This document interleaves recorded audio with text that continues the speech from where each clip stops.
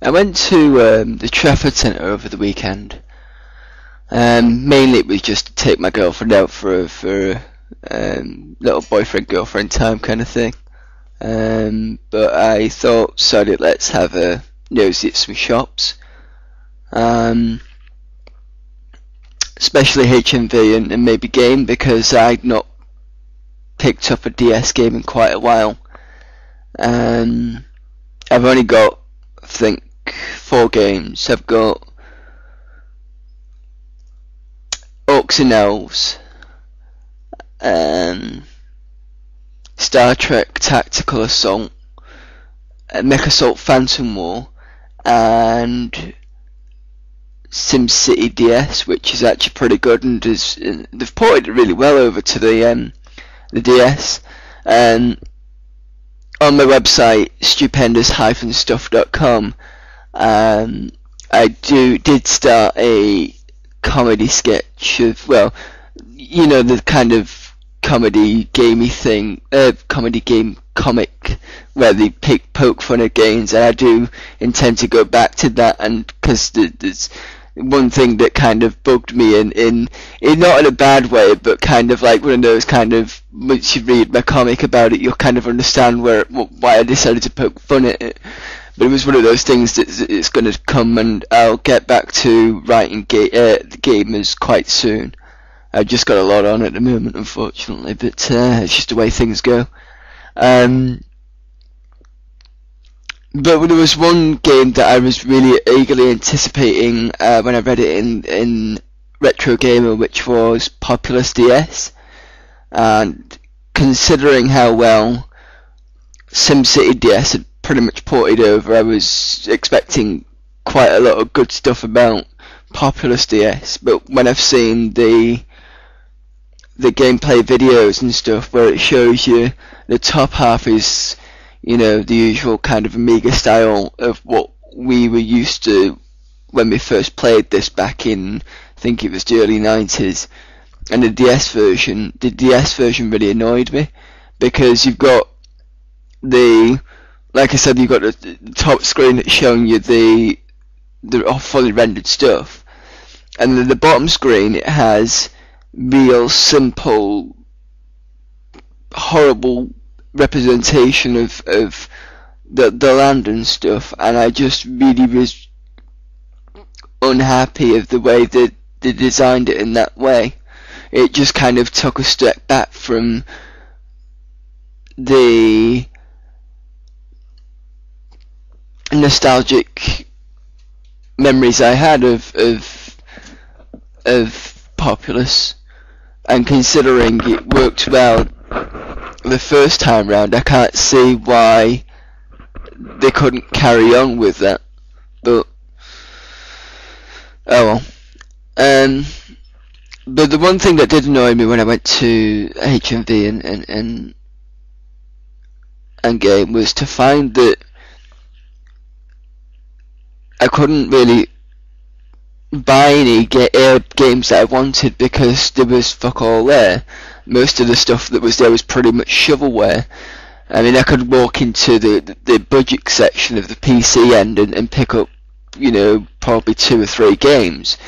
And you could argue that's probably because I've been playing since the mid-1980s and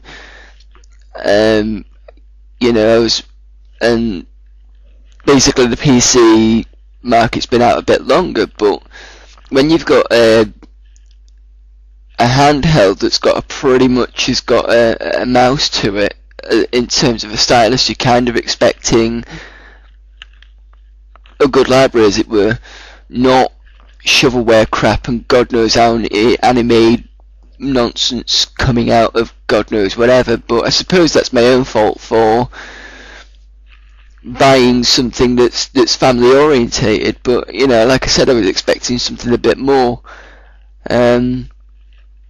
I've just recently compiled a list of games that I actually wanted to pick up for the DS, and I think there's got to be at least over 100, well over 100 games that are out for it at the moment, and I can only get to about 30 games, which I think is a bit pitiful really, but it could be just me being biased.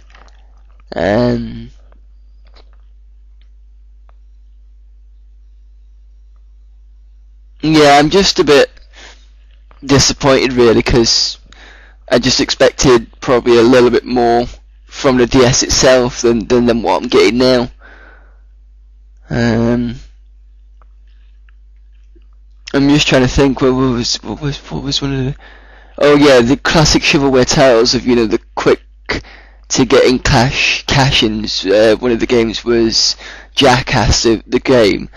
Yeah, I really can't imagine you playing that. What is it? You basically throw the handheld consoles at each other's balls and then have a guess as to who's going to father a child first, despite the fact you've been throwing it at each other's balls for the past 20 minutes. Yeah, I can't see how that would play well. And I mean, I've grown up through the ages of portable handheld gaming where some of the games haven't translated over well either.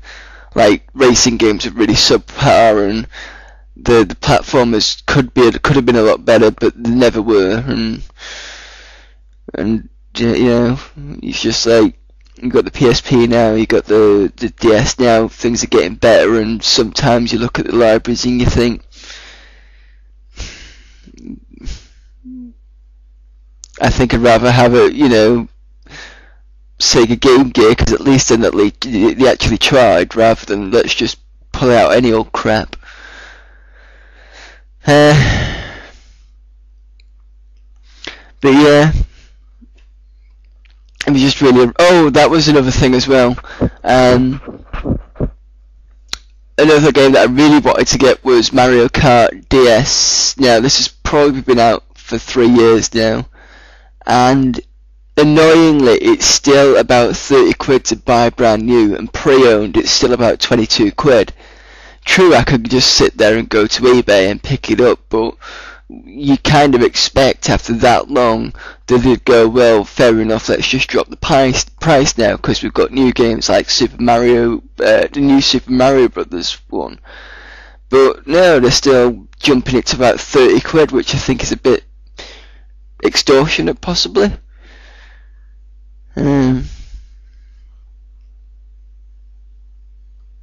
I just despair sometimes. It's like, you've got this system you could do a lot with, and you're kind of diluting it with this, that, and the other, and outpricing other games. I mean, if you've got any comments to what I've said, or anything else that you feel like you want to point out about the DS, if you have frustrations yourself, there is the comment section down below, so do let me know. I am in the process of coming out with another Cynical Gamer episode, so please do look out for that. I am getting to it. There will be some more rants coming soon, if I don't bore you to tears anyway. So until then, I will see you later.